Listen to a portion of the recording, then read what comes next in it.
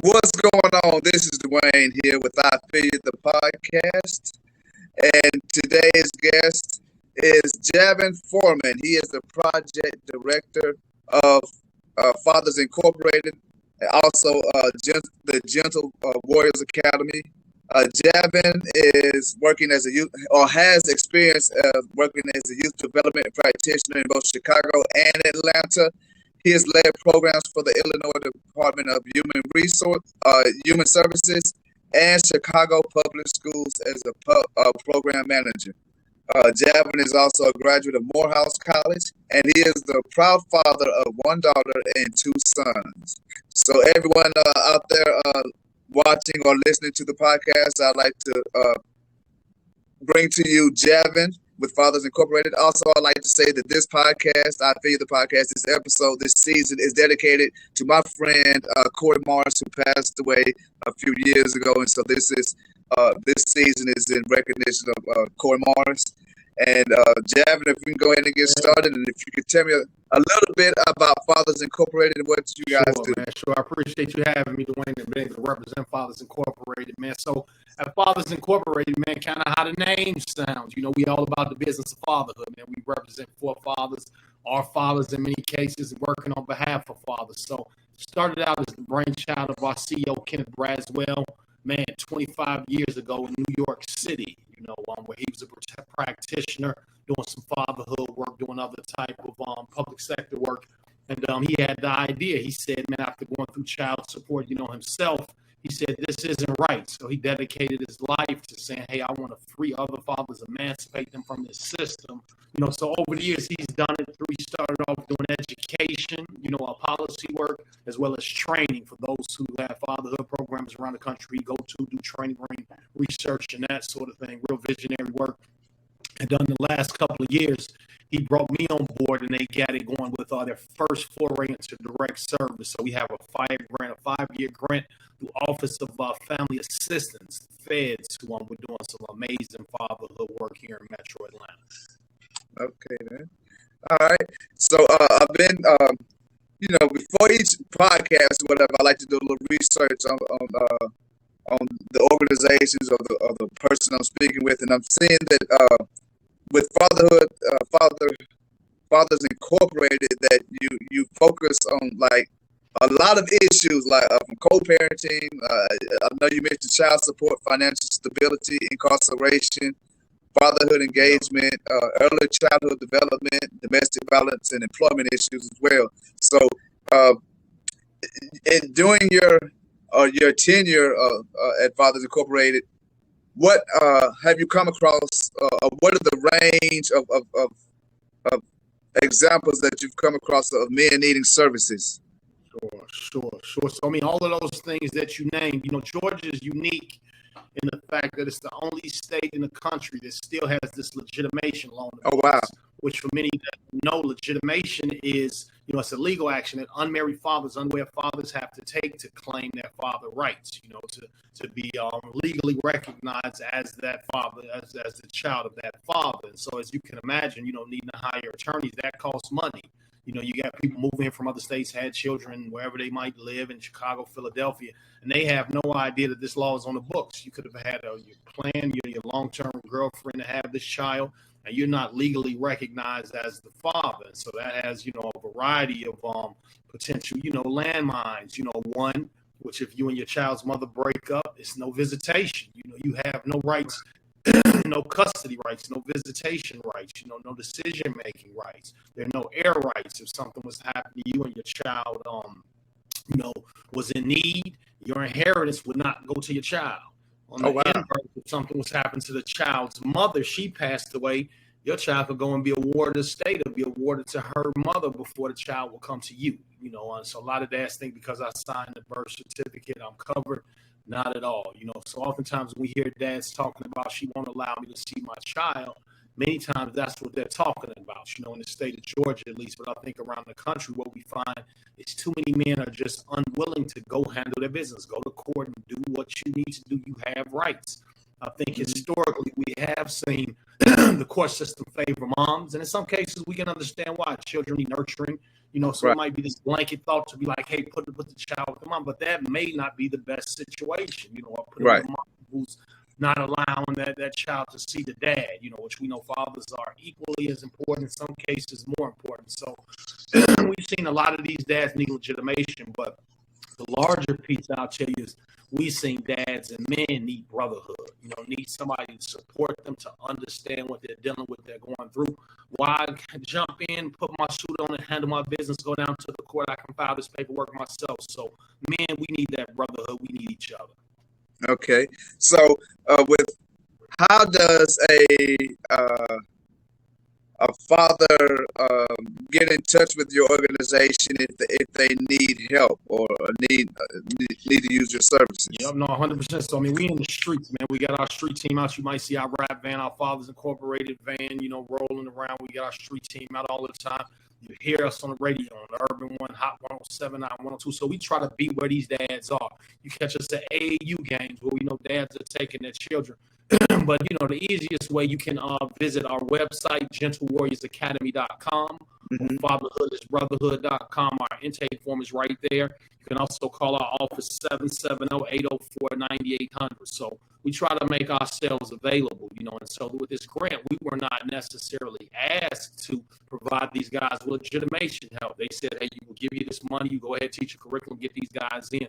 But we knew we needed to give something back to these fathers. That's how much they mean. So we, kind of racked our brains during year one and after year one to say, what do these guys really need? So we're one of the only organizations, I would say in the state, certainly, that's offering this free legitimation assistance. Right. We're teaching these guys how to get that paperwork done. That's through a partnership with Legal Aid. So we got some great partners that come on the table with us. We got an amazing case manager, Michelle, who really cares about this population. So we're really trying to liberate these dads.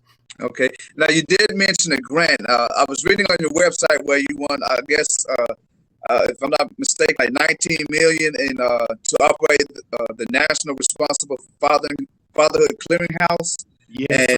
And if you could speak on the Fatherhood Clearinghouse. Yep. So National Responsible Fatherhood Clearinghouse, that's another Fathers Incorporated program where, a lot of the PSAs that you might see, the fatherhood.gov website is run by us. So anything you see these fatherhood commercials that are online, that goes through us, almost like an agency on behalf of the government.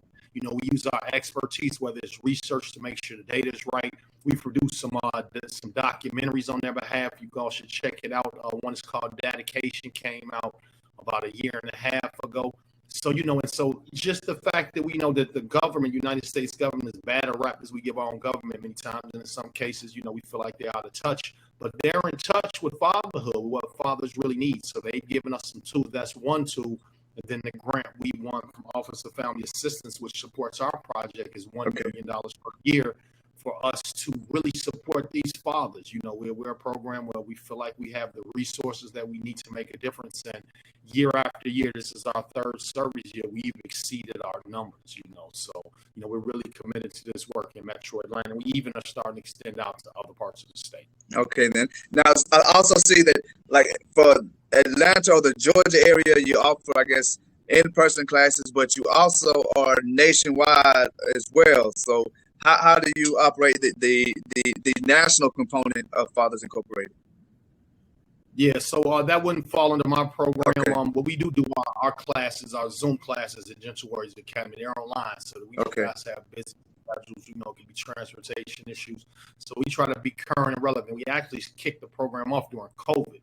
So the fact we already were set to say, hey, we're going to do this virtual, gave us a leg up. But nationally, I think what you see Fathers Incorporated doing is still sticking to its original mission. We're still advocating around the country with policy things like that. The National Responsible Father, the clearinghouse that we talked about, that piece is there. As well as, we get calls from all around the country, fathers seeking guidance. So we don't turn anybody away if they have a question about, a legal question. We do our best with our short staff just to answer those questions for them as best we can. But we also refer them to the 800 fatherhood line as well. Gotcha. Okay. Now, I see that you guys you have your hands in a whole lot of stuff, and that you also you distribute books or whatever. I have a e-commerce bookstore, diaspora books, and also sell books around festivals around the Atlanta area or whatever. And how did you guys get started with the book initiative? Because that intrigued me as well. Yeah, so that was another brainchild, our partnership, Real Dads Read, Okay. As well. So we just know that literacy piece is important. Statistics show many times Black fathers, we get a bad rap.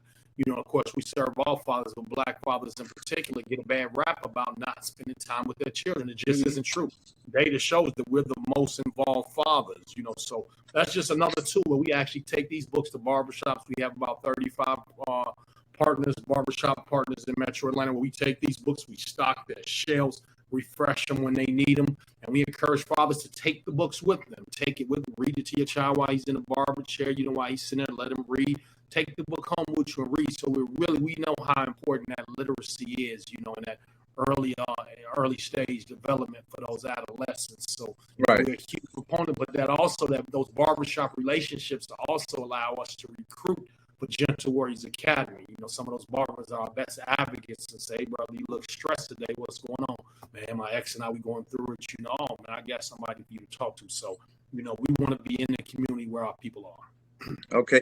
Now, you're with the Gentle Warriors Academy. Now, what's the difference between your segment and I guess the Fathers Incorporated as a whole? Yeah, so Gentle Warriors Academy, I'm the project director with a direct service arm. So anything that's direct service touching these guys, 9 times out of 10 is going to come out of my shop, So I've got a really great team. We do our thing, but we're boots on the ground, And so same thing, Real Dads Read was a program that's already out there, but they're more so about, touching the community in a different way. But our program is 6 weeks. When these guys come to our ecosystem, they'll be to us 6 weeks, 2 nights a week, 2 hours a week, 2 hours per session, doing these classes with us. And we have in-person graduation. So ours is a little more intensive at Gentle Warriors Academy. These guys stay with us, for duration, as long as really they want to. We have an alumni chapter we move them into. So mine is a little bit more hands-on, but it all works together. We're one big ecosystem at Fathers Incorporated. Okay. Now, is there for the Gentle Warriors Academy, like what age? What's the age bracket for fathers who would like to show some interest? Yeah, so we concentrate on dads 18 to 55 years old. We're looking for dads to have children. Yeah, so 16 and under, because one of the things we know, regardless of the stage you had in your fatherhood, you have needs. So one of the things we've tried to be in tune with throughout this project, we started out, just think about that. Our brother Dwayne, an 18-year-old and a 55-year-old's needs are probably very different. So we found putting an 18 to 29-year-old in the same cohort as a 29 to 55-year-old, different places in their careers, different places in their maturity levels, just in that day to day. So we've begun as of this year to break our cohorts out, 18 to 29, 30 to 55. So we offer these 2 cohorts. They run simultaneously. Then we have opportunities where we can bring these guys together, and our young people have really, they've appreciated it. They've opened up more. We did a focus group just to make sure our thinking was on point, and it has been. So we try to be there, service all dads as best we can. Okay, then. Yeah, and I was reading some of the stats that were, I guess, it was shocking to me. Like you stated earlier, you advised that the statistics show that Black fathers are like the most, like when they're in their kids' lives, that they are the most stable and in the home or whatever. And if I can get your opinion, why do you think we get such a bad rap when the numbers show that we're there, when we are there?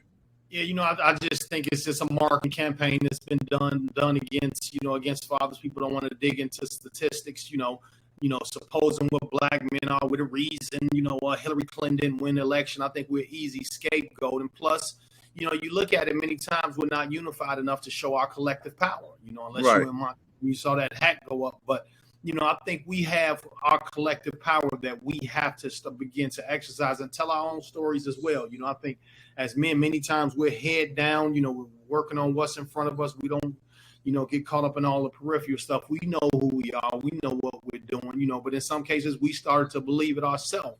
But as you think about us as black men, I mean, we're family oriented, Right. first and foremost. Many times been raised by some really strong women.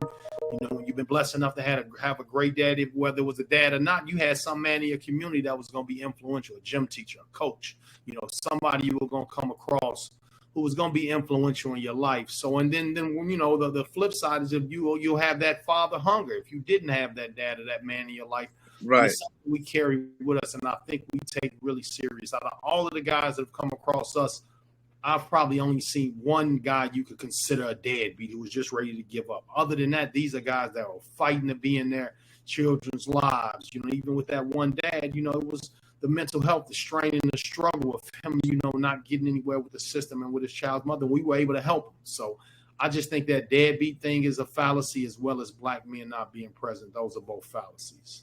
Right. And if you don't mind, Javin, I'm just gonna just read a couple of stats. Just to, I guess, sort of kind of show and prove that when we are involved in our kids' lives, what can happen.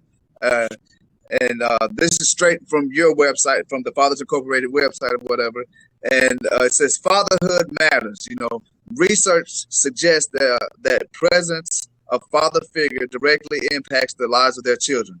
Children who spend quality time with their fathers are more likely to have positive social behavior. That's at 72%. They're more likely to enter college. 66% are more likely to enter college.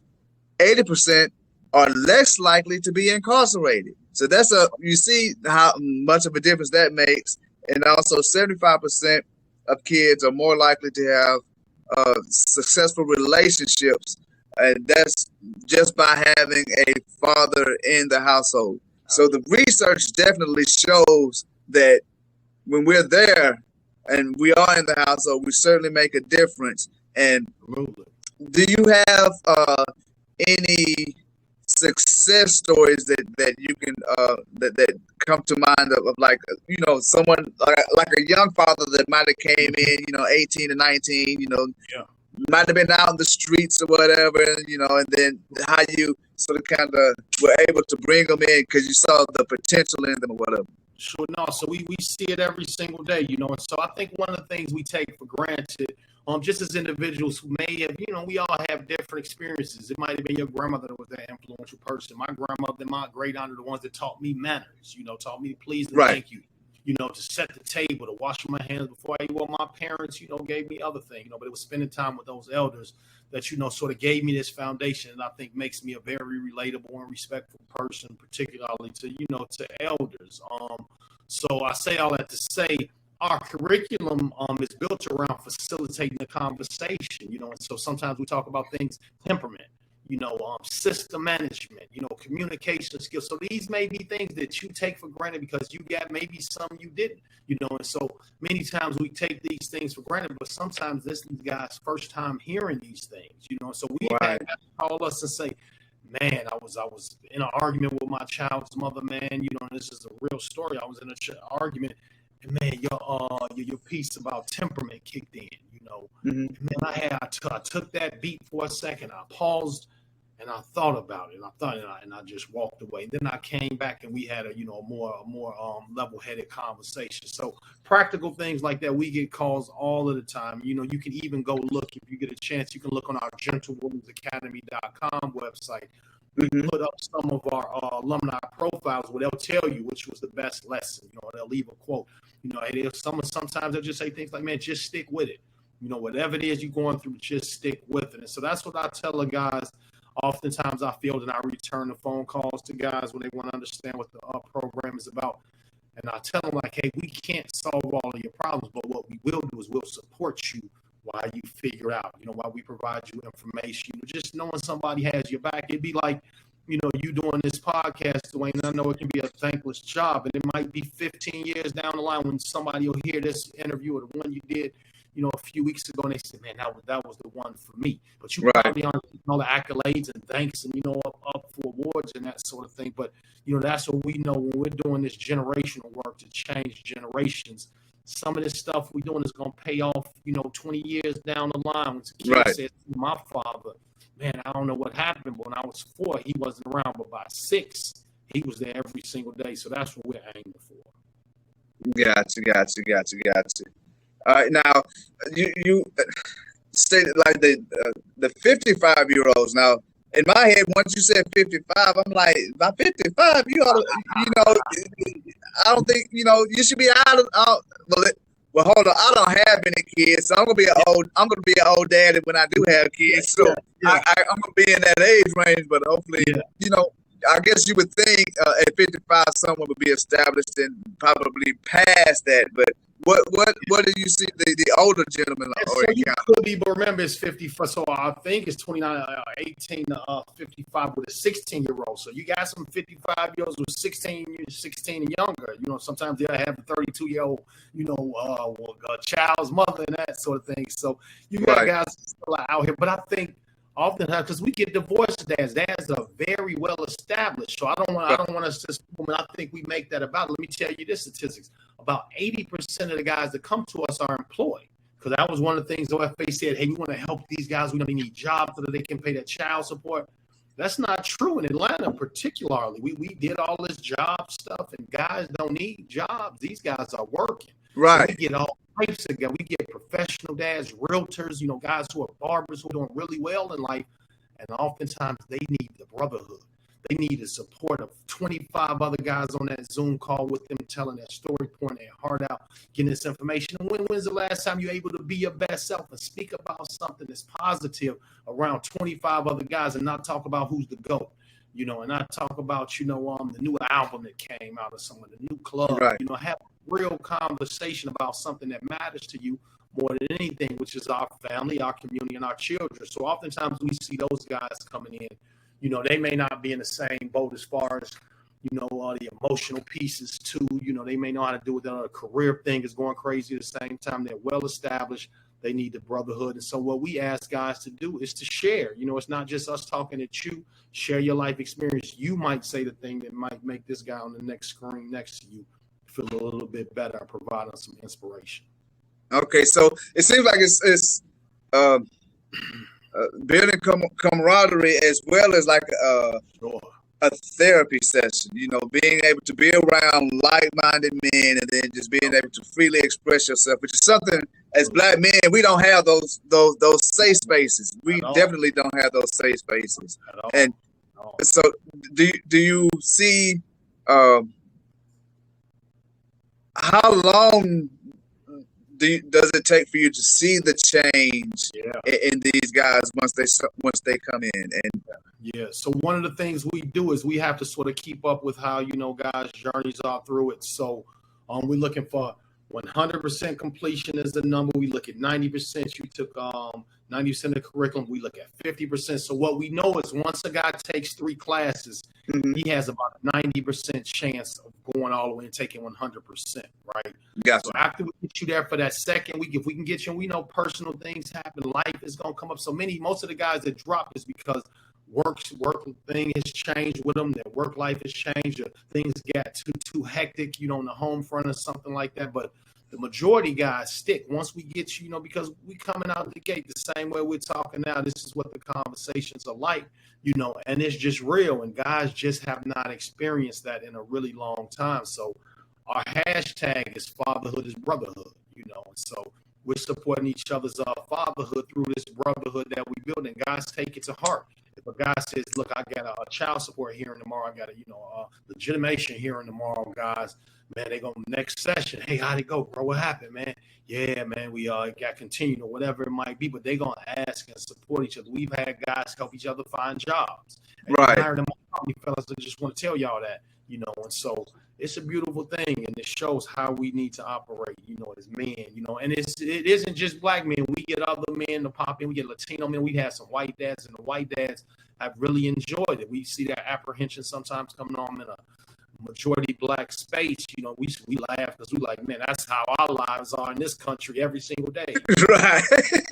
Man, once they get in, man, they love it. In fact, if you get a chance, I'll send you a video. We got a white guy who was one of the graduates, and man, he talked us up so much, man. He said when he first saw our ad on Facebook, he thought it was a scam. He's like, man, there's no way in the world somebody's gonna offer these services for free. That sounds too good to be true. He said when he got in, and he's a huge advocate to this day. So that's how we know we're really changing lives. Okay, and so you said, and piggybacking off of that, you said he's now like one of the biggest advocates for your program. So the graduates of your program, are they the alumni?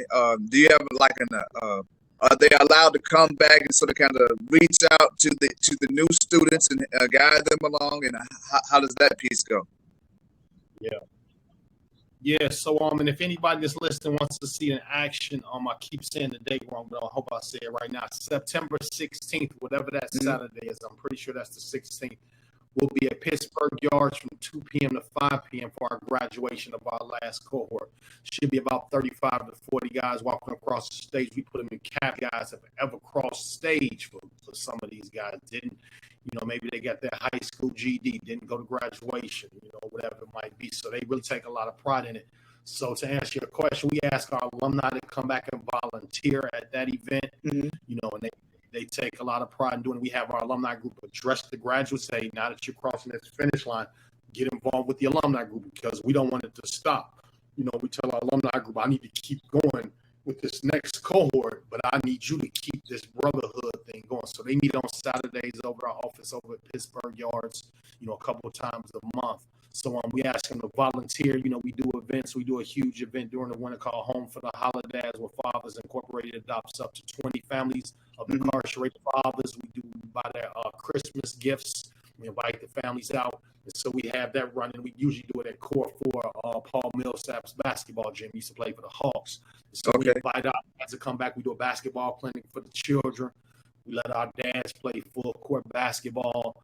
So it's just a kind of fun family day. So we do a lot of stuff. We do events called Pops in the Park, where we just invite them to come to a park. We'll do a cookout, have toys and games, set up, throw the football, play some softball. So, we're really serious and committed to building this brotherhood. Okay, then.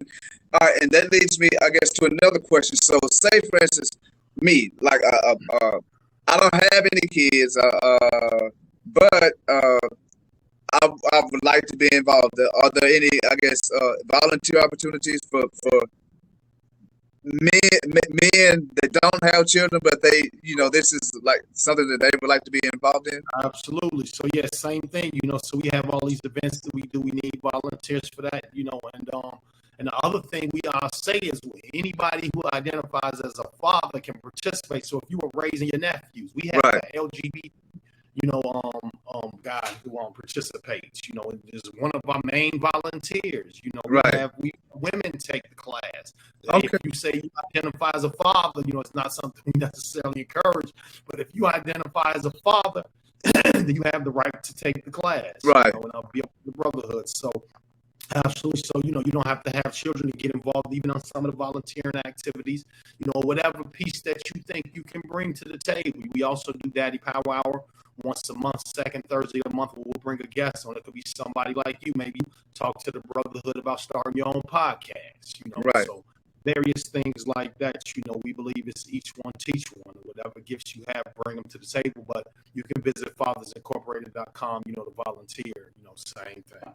Okay, and do you accept donations as well if like we have anyone that wants to give to your cause? Because this is a very needed, very much needed cause in the Atlanta area. Yeah, no, I appreciate that. Yep. So same thing, fathersincorporated.com.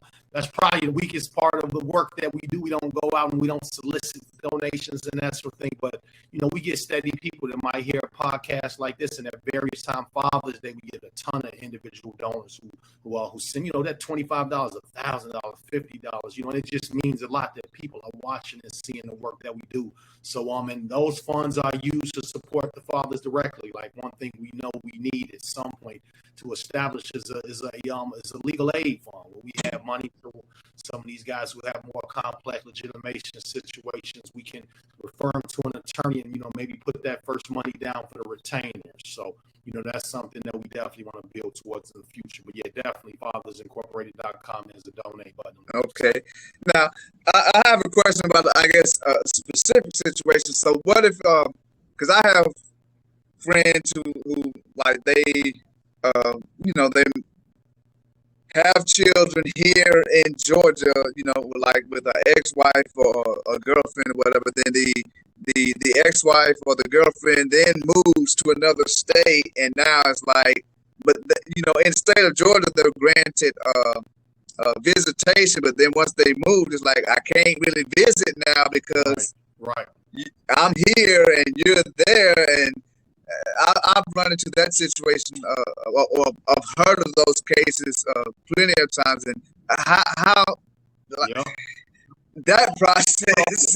So it's a couple of things to unpack there. So one thing to know, that's why it's important to get that paperwork in place, because legally she really shouldn't be able to move. If you have a visitation order in place, she really shouldn't just be able to pick up and move like that, Right. Without that being considered. You all would have to go in front of a judge, and you could reestablish, under, whatever new court that they be going to, reestablish what their visitation. But you can't just pick up and move. Because think about it, from a father's perspective. If it was flipped and you had custody or temporary custody, you couldn't just pick up and say, hey, I'm moving to Korea, and that would never fly. But as men, we just allow this stuff to happen like that's how it's supposed to go. But you have an order in place, so you could absolutely block your ex from moving, Right. without some type of agreement being put in place, or it would have to be revisited, So, yeah, so I would encourage, a guy, and many times, and I think that's what we don't do, sometimes with this legal system, A, we don't want to bare our souls, in front of the court, but B, sometimes we don't have the money to hire an attorney, but you got to really go in and do your research. A lot of this stuff you can file. You can file an emergency petition for visitation, or whatever it might be, if your visitation order isn't being, upheld. So there are different things you can do, but you need to definitely be prepared to explore your legal options. We've had dads come in that have done their own legitimations. They'll help other guys go through it. So it's just something you got to get serious about. Do your research. Know you're not the only father that's out here going through it too. Find that circle of support and just get it done. Gotcha. All right, so I was looking at, I guess, the theory of change. So the theory of change, does that also work with your department as well, or your area? Yeah. Yep, 100%. I mean, I think that's just a general practitioner's thing, when you think about how people, y'all think it spells out that you have to be patient, but you also have to know we don't want to waste these resources. Where that person sits on the theory of change model, whether they're in contemplation or whether they're really looking to make that change right now, we have to understand that so that we don't waste these resources with a guy who, hey, maybe it's best for you to come back to us next year when you stabilize and you're still thinking about it. So, no, we absolutely see guys, go through that theory of change. We also offer a life coaching. Okay. Guys who, to unlock themselves some, we have a bit of a budget where we can refer up to 30 guys to some individual sessions for life coaching, some group life coaching through a partner that we have. All right. And what can you give an example? I don't know if there's privacy issues of maybe a child who's made the biggest change that you've seen while you've been the program director of Gentle Warriors. So I can probably describe a case to you, and it's still sort of ongoing, which would kind of illustrate things. So let me give you this first scenario, then I'll give you that piece. So one of the things I have to think about when it comes to legitimation, is this. So just say my wife and I, we're married. We split, but we're not divorced. She goes out and she starts another relationship. We're not sure we're going to get back together. She becomes pregnant in that relationship, right? Guess who the legal father is of her child? It's not the current. It's wow. Okay. Because we're married still, right? Gotcha. And so all the courts care about is that this child has a father, right? That's all the courts care about. So I would have to go and petition to give up my rights. He would have to claim them. So you can get caught up in this court bureaucracy, to the point that, what's a man to do, and so you just understand these are systems, though, and this is what systems do. But I'll tell you one story that stands out, and this is an extreme example, would be, and believe it or not, like you talked about out-of-state dads, I remember getting a phone call from a guy in Tennessee. He says, man, you won't. First, he emailed us. I could see the anguish in his words and everything. And so I called him immediately. He explained the situation. He said, look, I was dated a girl for a long time. She was a bit unstable, and this guy is really stable, has a good job. He's like, and she initially told me that the child was not mine. She's like, I stayed in touch with her. We were friends still. She had gone on to another relationship, said the child was his. I went and visited her in the hospital. She was really unstable. The boyfriend, I went and took things to the hospital and that sort of thing just to kind of hold her down in this situation. Turns out 6 months, 7 months down the line, the child gets taken from her. Wow.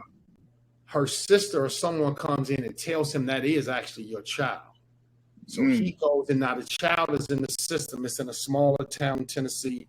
So the child was a ward of the state at the time. They had placed the child temporarily with a adoptive family. There's a baby at the time. Maybe he's 8 or 9 months or something like that. Not one yet by the time he came to us. And so, man, he's just heartbroken. He's like, man, they won't let me see the child. He was able to get a DNA test or something like that done. And it just really looked like the system was railroading to the point I was like, you have to get state legislators involved. You might need to get the news involved. But he came and took our class. And so he wasn't really eligible. He didn't live in Metro Atlanta. But I was like, you need your brother. Just take our class. He jumped in. In fact, he was a white dad. Right. So he takes our class. He said, man, it was life-changing. It was like, again, we can't solve your problem, but we're going to support you. So just keep fighting. Took our class. He drives up to do graduation with us and everything. And so we're thinking this is bleak because the family who they were placed with wanted to adopt the child, and they were really connected in this town or whatever. And so super uphill battle. He calls us about, it's probably been about 10 months now, and says, I made some progress. The judge retired, who was over the case, who was railroading me. A new judge was assigned. They looked at all of my evidence and everything. They're opening the case back up. So they granted him some temporary visitation with the child where he started building a relationship with his son, seeing his son more often. And so it just totally changed his outlook, kind of, you could see on life. He was like you, he didn't have any children before. He was a little bit of an older dad, and so that's one that kind of stands out to me, But I think oftentimes we assume, especially with the black dads, that these are dads who met a girl in the club and had a child with her and doesn't see her anymore. You know what I'm saying? Right. 90% of the time, that's not the case. They had some type of relationship. They were together. And many times what happens is, we have to look at it as humans. It's the emotional side. That emotional piece gets in there when the relationship doesn't work, which we talk to the guys about. Think about that. This woman has carried this child, wanted you, whatever may have happened. You may have cheated or, something may have happened, with her, lack of maturity. And this thing breaks down, a woman looks at that as a failure, and you represent that piece. So you can't necessarily expect a woman to be all hunky-dory. Oh, here's your son. I'm going to change the last name to your name and all that sort of thing. Right. You've broken a lot of promises throughout that process to her. She had a vision. So we talk about being responsible. Hey, she's also your family. Right. You had a child because they'll come tell us how crazy. I'm like, she wasn't that crazy when you laid down with her. She wasn't that crazy. You were able to have a child with her. And all of a sudden she's crazy. So we hold guys accountable, but I think it's amazing when you can see that transformation take place amongst these guys. And it's just having a child. I say it's akin to a farmer. Imagine you planted seeds, in this farm, you cultivated the land, you did everything you could. You planted, you hear they start growing big, like, okay, you go over there, you'll never see these sunflowers grow. How devastating that would be to you, knowing these sunflowers are out here that I planted. I planted this whole beautiful row of sunflowers. That's all I ever wanted to do. Right. Farm. And now I know they're out here, but I can't even go over there and enjoy it. So I think society does realize what it does to men when we don't have access to our children. Yeah, that's true. Now, in your statement, you did mention legislature and things of that nature. So, do you work with, like, say, for instance, the Georgia State Legislature to try to get some of these, to lobby to try to get some of these laws changed? And if so, have you seen any progress in this work? Yeah, so we went to the Capitol for the first time last year. I mean, that was probably the beginning. Maybe it was September or something like that. They were actually in session. And so we had conversations with some legislators, and a lot of times they're just like us. You know, they don't know what this is doing on the ground. They're not really aware of that law per se. You know, they may have heard of it, but they don't know the impact. So we had some good conversations. So we're hoping to get invited back. But I think, you know, the problem always is when you're on the ground doing the work, it's hard to flip your attention. You know, you got these guys falling in the river. We're trying to pull them out to go upstream and be like, what's happening if these guys keep falling in the river? So we have an understanding of it. I think our CEO has a vision to bring some legislation forward, you know, to introduce some things via legislators. So one thing we've just tried to focus on is building a brotherhood. Say, hey guys, when it's time for us to go march on that Capitol, we got 1,000 guys that'll go in with us peacefully. You know what I'm saying? With our children, showing, hey, this is what we want. This is who we are, and this is what makes. So I think we're getting really close to being at that place. Okay then. All right. Well, Javin, I certainly appreciate you coming on the show. You have given us a lot of information in a short amount of time. And if you could do one thing for me and just sort of kind of give out the social media handles for the Gentle Warriors Project and also for Fathers Incorporated. And if you have any personal social media that you like to give out. I'm also going to put this in the description tab of the podcast, whatever, so people can click on it and be able to find. Cool. So, www.fathersincorporated.com is our parent website where you can find the robust, all of the programs, everything we're involved in. You can also sign up for a newsletter. Our CEO has a podcast that you all definitely should check out. You know, same thing. You can sign up on the website for that as well. We have GentleWarriorsAcademy.com. That's where our direct service piece is housed from. Social media, same thing. Fathers Incorporated, Gentle Warriors Academy. So definitely check out that I Am Dad podcast. A lot of rich information if you want to dig into what's happening in this fatherhood space. Sign up for the newsletter. You said I Am Dad? I Am Dad podcast. Yep. Kenneth Braswell is our CEO. So I definitely encourage people to, and you can find it on YouTube, Spotify, all the places where podcasts, proliferate from. But yeah, so mine is Javin, Javin, the number 4 MAN. That's Instagram. That's the main one. You'll find me on. Most of my stuff is my kids playing basketball or my daughter or something like that playing with them.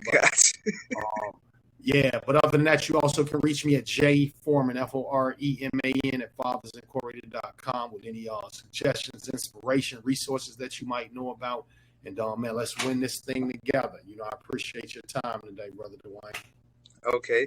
Well, once again, everyone, this is Dwayne with I Feed the Podcast, and we have Javin Foreman with the Gentle Warriors Academy, and we're signing off. And Javin, if you have any last words you'd like to say, just give us that. And Yeah. So in closing, I just want to say, thank you to OFA, Office of Family Assistance, for giving us this opportunity.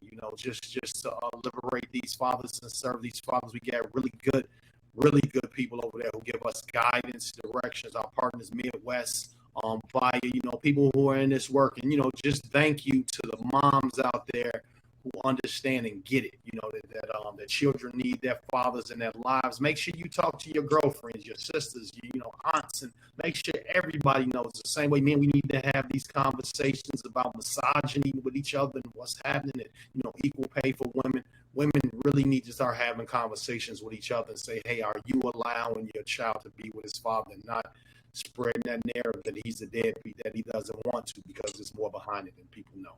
Right. All right. Well, thank you once again, Javin. And thank you, everyone, for listening to I Feed the Podcast, and have a great day. All right. I feel you. Yes, sir.